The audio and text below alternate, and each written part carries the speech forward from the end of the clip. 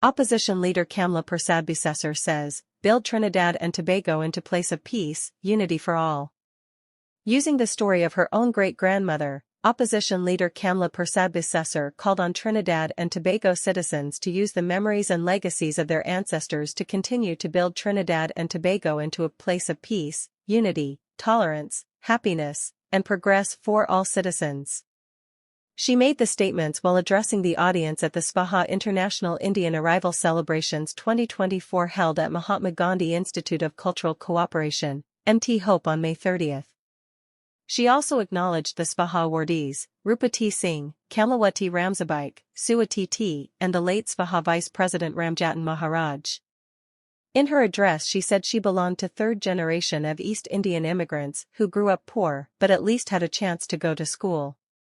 She said her great-grandmother was Samaria C. Persad, who was only 16 when she came to Trinidad from Madras, India, in the early 1880s.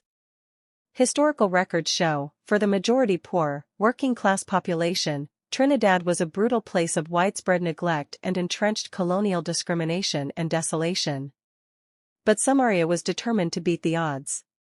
She lived in Akutia, a tiny mud hut with her children, and worked for many years in the sugar cane lands of what's now known as Bennett Drive, Palmist, San Fernando, she said. Her great-grandmother would wake up at 3 a.m. to clean and lepe the grounds of her hut, then, drink a cup of goat's milk and set off to work with her children in tow, toiling in the hot sun for nearly 10 hours a day, she said. And added that she also worked in the cocoa and coffee lands of Prince's Town, and would walk approximately 10 miles to and from Palmist. Persad-Bissessar said their grandchildren and children were the privileged inheritors of the strange land they came to and sacrificed their lives to build. Our nation was built out of some of the greatest civilizations in the world, and in history India, Africa, China, the Middle East, Europe. But we have no Mother Europe, Mother India, Mother Africa, or Mother China. We only have our beloved Mother Trinidad and Tobago.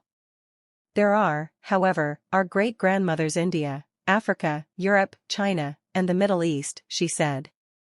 These ancestors brought their songs, dances, food and philosophies and fused them into the cultural identity Trinidad and Tobago has today. She said today's citizens were duty-bound to pass on this rich inheritance to younger generations.